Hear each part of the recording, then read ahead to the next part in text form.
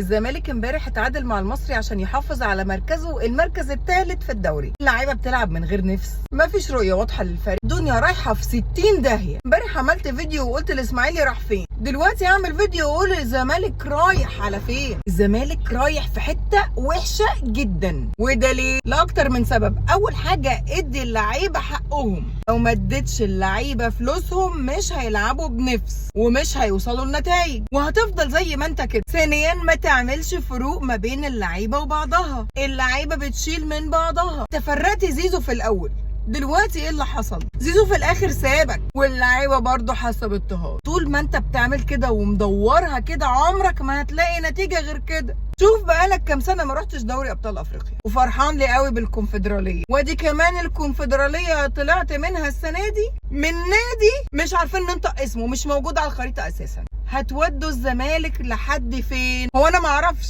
بس اكيد حته وحشه قوي. وده اخر الكلام، سلام.